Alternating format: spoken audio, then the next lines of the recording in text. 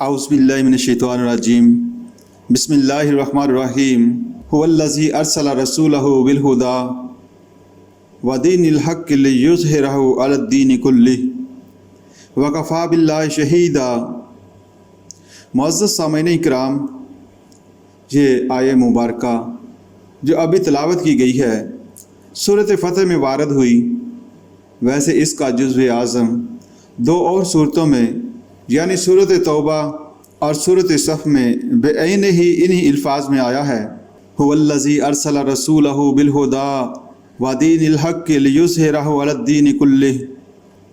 तीन मकामात पर एक मज़मून का दोहराया जाना कुरान मजीद में यकीनन इन अल्फाज की अहमियत पर दलालत करता है। इमामुल हिंद हज़रत शाह वलीउल्लाह देलवी रहमतुल्लाह अलैहि ने इस आयत मुबारका को पूरे कुरान मजीद का अमूद करार दिया है, यानी ये वो मरकज़ी ख्याल है जिसके गिर्द कुरान मजीद के तमाम मज़ामीन घूमते हैं।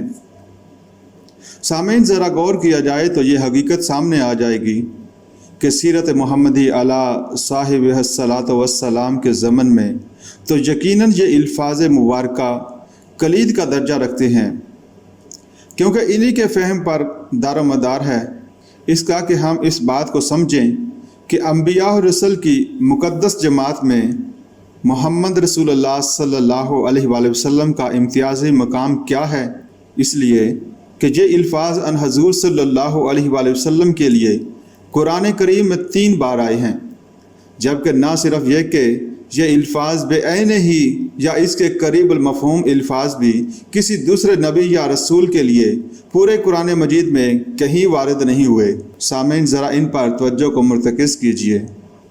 तर्जुमा ये है, वही है अल्लाह जिसने भेजा अपने रसूल को सल्लल्लाहु अलैहि वसल्लम अल-हुदा के साथ और दीन हक़ देकर, ताकि गालिब कर दे इसको पूरे के पूरे दीन पर, और काफ़ी है अल्लाह बतौर गवाह। इन अल्फाज मुबारका में नबी अकरम सल्लल्लाहु अलैहि वसल्लम की बैसत की इम्तियाज़ी शान सामने आती है। इसके एक एक लफ्ज़ पर गौर कीजिए।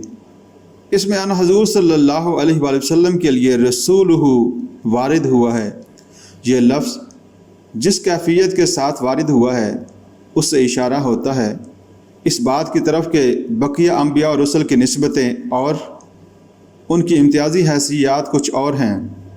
मसलन हज़रत आदम सफ़ीउल्लाह हैं, हज़रत नूह नजीउल्लाह हैं, हज़रत इब्राहीम खलीलुल्लाह हैं, हज़रत इस्माईल ज़बीउल्लाह हैं, हज़रत मूसा कलीमुल्लाह हैं और हज़रत ईसा अलैहिस्सलाम रूहुल्लाह हैं।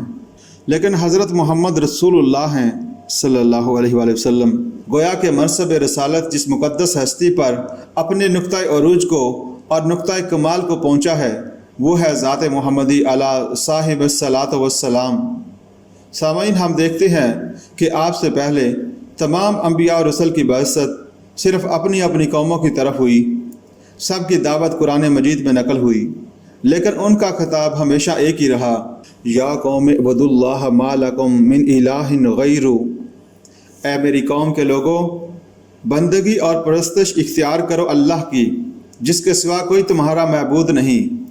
बस मालूम हुआ कि नबी अकरम सल्लल्लाहु अलैहि वसल्लम से कबल तमाम अम्बिया और रसूल की बअसत इनकी अपनी अपनी कौमों की तरफ हुई थी। इस मुक़द्दस जमात में मोहम्मद रसूलुल्लाह सल्लल्लाहु अलैहि वसल्लम वो पहले और आखिरी नबी और रसूल हैं जिनका खिताब पूरी नौह इंसानी से है। बहसीयत नौह इंसानी कुरान मजीद में अन हज़ूर सल्लल्लाहु अलैहि वसल्लम की दावत में बार बार अल्फाज आएंगे, या अय्युहन नासु, ऐ लोगो। कुरान मजीद में जब दावत का आगाज़ होता है तो आफाकी अंदाज से होता है। सूरत बकरा के 3रे रकू की पहली आयत है, या अय्युहन नासु उबदू रब्बकुमुल्लज़ी खलक़कुम। ऐ बनी नूह इंसान, अपने इस रब की बंदगी और परस्तिश करो जिसने तुमको पैदा किया है। खुद हज़ूर सल्लल्लाहु अलैहि वसल्लम अपनी ज़बान मुबारक से इरशाद फरमाते हैं, ये अल्फाज आपके खुतबे में भी वारद हुए जिसको नहजुल बलागत के मुसन्नफ़ ने नकल किया है। इसकी रूह से हज़ूर सल्लल्लाहु अलैहि वसल्लम फरमाते हैं, इन्नी ला रसूलुल्लाहि इलैकुम खासतन وَإِلَى النَّاسِ كَافَّةً، اے قریش میں اللہ کا رسول ہوں تمہاری طرف بالخصوص اور پوری نوع انسانی کی طرف بالعموم۔ قرآن مجید میں بھی یہ مضمون آیا ہے، فرمایا گیا وَمَا أَرْسَلْنَاكَ إِلَّا كَافَّةً لِلنَّاسِ بَشِيرًا وَنَذِيرًا، اے محمد صلی اللہ علیہ وآلہ وسلم ہم نے نہیں بھیجا آپ کو مگر پوری نوع انسانی کے لیے بشیر و نذیر بنا کر، اور یہی مفہوم ہے اس آیت مبارک کا وَمَا أَرْسَلْنَاكَ إِلَّا رَحْمَةً لِلْعَالَمِينَ، اے محمد صلی اللہ علیہ وآلہ وسلم نہیں بھیجا ہم نے آپ کو مگر جہانوں کے لیے رحمت بنا کر۔ بس سامعین جان لیجئے کہ یہ خصوصیت صرف محمد رسول اللہ صلی اللہ علیہ وآلہ وسلم کی ہے کہ آپ کی بعثت ہے پوری نوع انسانی کی جانب، اور یہ اصل میں اس لیے ہے کہ آپ سے پہلے واقعتاً دنیا میں مینز آف کمیونیکیشن یعنی ذرائع رسل و رسائل ایسے نہ تھے کہ کسی ایک نبی یا رسول کی دعوت پر پوری نوع انسانی کو جمع کیا جا سکتا۔ جو ارتقا ہوا ہے کہ اب اس رسالت کاملہ کا ظہور ہو جس کی دعوت ہو پوری نوع انسانی کے لیے بیک وقت، اور جو مبعوث ہو الی الاسود والاحمر تمام انسانوں کی جانب، خواہ وہ افریقہ کے سیاہ فام لوگ ہوں، خواہ وہ یورپ کے سرخ رو لوگ ہوں، خواہ وہ مشرق کے زرد رو لوگ ہوں۔ ارشاد ہوتا ہے والذی ارسل رسولہ بالہدیٰ سے یہاں مراد قرآن حکیم ہے۔ یہ پہلی چیز ہے جو حضور صلی اللہ علیہ وآلہ وسلم لے کر مبعوث ہوئے، جو ہدایت کاملہ و تامہ ہے، کاملہ ہے، جو ہدن للناس ہے، ہدن للمتقین اور شفاء لما فی الصدور ہے۔ اس زمن میں بھی ایک بات نوٹ فرما لیجئے، ہمارا ایمان ہے تورات بھی اللہ کی کتاب تھی، انجیل بھی اللہ کی کتاب تھی، حضرت داؤد علیہ السلام کو بھی زبور بھی اللہ تعالیٰ نے ہی عطا فرمائی تھی، بلکہ قرآن سے تو معلوم ہوتا ہے کہ حضرت ابراہیم علیہ السلام کو بھی صحیفے عطا فرمائے گئے تھے، دیگر انبیاء اور رسل کو بھی صحیفے دیے گئے ہوں گے، لیکن یہ کہ ان میں سے کسی کی حفاظت کا ذمہ اللہ نے نہیں لیا تھا۔ ان میں سے بعض کتابیں تو دنیا سے ناپید ہو گئیں، صحیفہ ابراہیم علیہ السلام کا کہیں کوئی وجود نہیں، اور بعض کتابیں جو موجود ہیں ان کے بارے میں ان کے ماننے والے بھی یہ دعویٰ نہیں کر سکتے کہ وہ اپنی اصل صورت میں موجود ہیں، نہ ہی وہ اس زبان میں ہیں جن میں وہ اصلاً نازل ہوئی تھیں۔ ان کتابوں کو ماننے والے خود تسلیم کرتے ہیں کہ ان کی کتابیں محرف ہیں، لیکن قرآن مجید کی حفاظت کا اللہ نے خود ذمہ لیا۔ قرآن مجید میں بصراحت اس کو بیان کر دیا گیا انا نحن نزلنا الذکر وانا لہ لحافظون، ہم نے ہی اس ذکر قرآن کو نازل کیا اور ہم ہی اس کی حفاظت کرنے والے ہیں۔ سامعین، سابقہ کتابیں در حقیقت اسی کتاب ہدایت کے ابتدائی ایڈیشن تھے۔ جس کتاب ہدایت کا آخری اور مکمل ایڈیشن ہے قرآن حکیم، جس طرح انسان کے مادی ذرائع و رسل نے ارتقائی مراحل طے کیے، اسی طرح انسان کے ذہن اور شعور کا معاملہ بھی ارتقا پذیر رہا۔ انسان جب اپنی عقلی بلوغ کو پہنچا، اپنی عقلی اور ذہنی اور فکری صلاحیتوں کے اعتبار سے پختہ میچور ہوا، تو یہ وہ وقت تھا کہ اب اسے ہدایت کاملہ و تامہ یعنی ابدی ہدایت مکمل طور پر دے دی جائے، لہٰذا اس کی حفاظت کی بھی ضرورت تھی، اس لیے کہ اس سے پہلے کی کتابیں ابدی نہ تھیں، وہ ہمیشہ کے لیے نازل ہی نہیں ہوئی تھیں، اس لیے ان کی حفاظت مشیت الہی میں تھی ہی نہیں۔ اگر ہوتی تو نہ یہ گم ہوتی اور نہ ہی ان میں تحریف ہو سکتی۔ ہمیشہ کے لیے راحت آخری ہدایت کاملہ و تامہ وہ ہے جو محمد رسول اللہ صلی اللہ علیہ وآلہ وسلم لے کر آئے۔ اس ہدایت نامے کو تا قیامت نافذ العمل رہنا تھا، لہٰذا اس کی حفاظت کا ذمہ اللہ نے خود لیا۔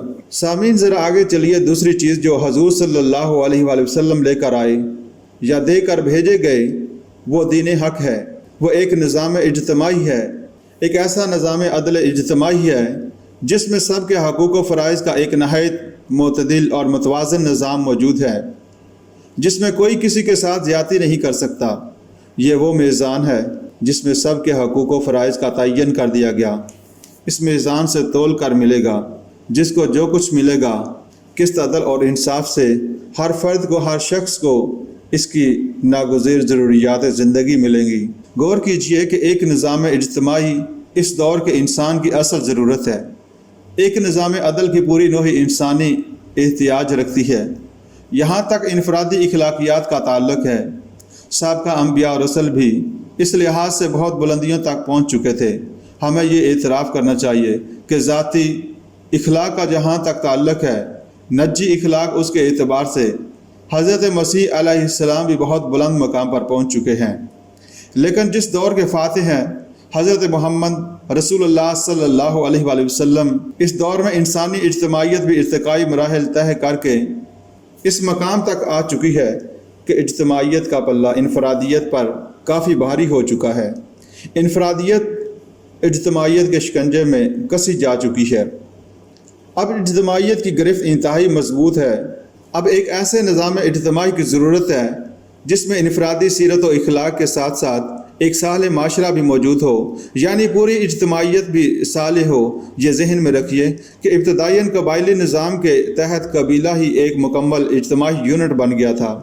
سیاسی اعتبار سے بھی، سماجی اعتبار سے بھی اور معاشی اعتبار سے بھی۔ پھر ذرا انسان نے ترقی کی، تمدن نے ارتقاء کا مرحلہ طے کیا تو شہری ریاستیں قائم ہوئیں۔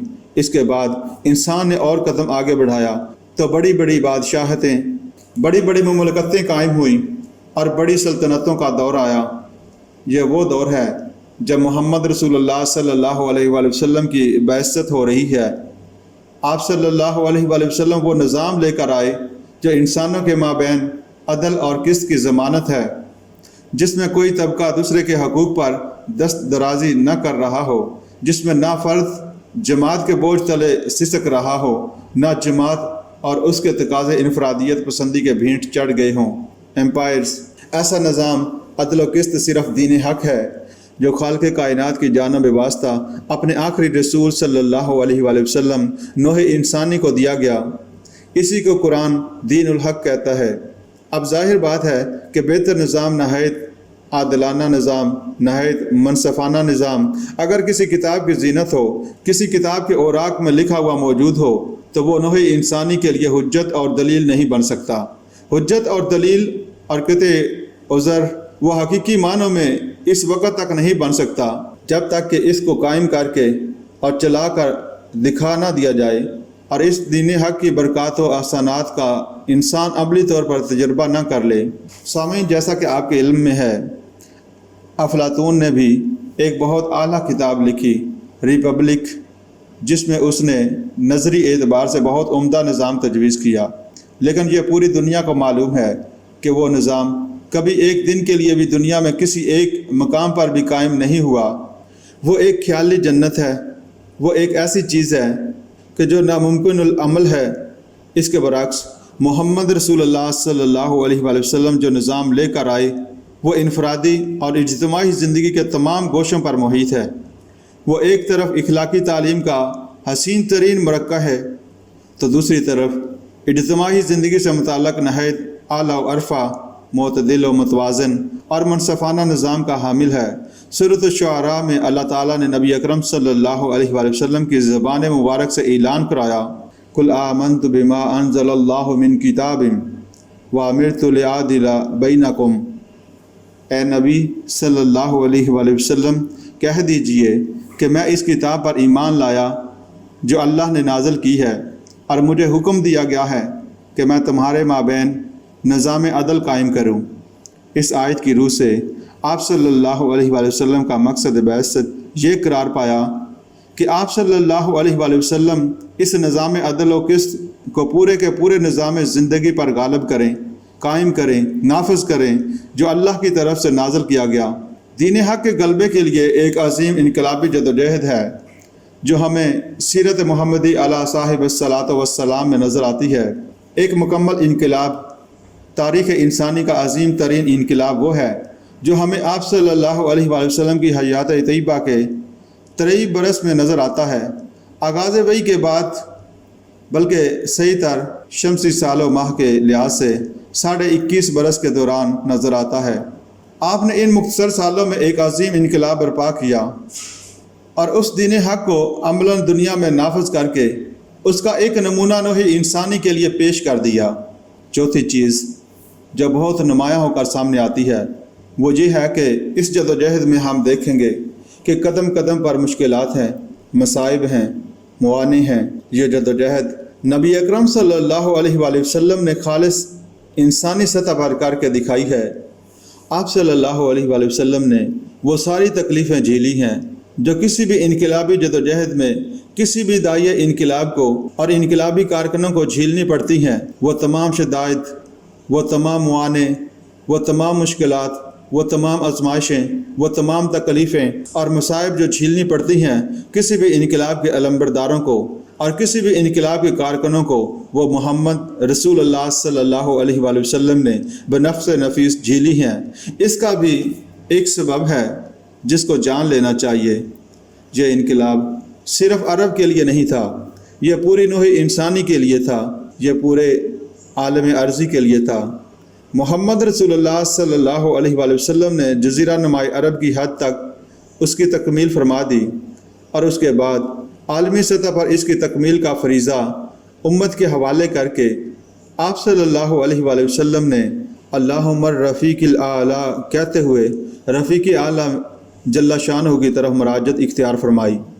اب ظاہر ہے کہ بعد میں اس انقلاب کی تکمیل جن لوگوں کو کرنی تھی انہیں خالص انسانی اور بشری سطح پر اس فرض منصبی کو ادا کرنا تھا۔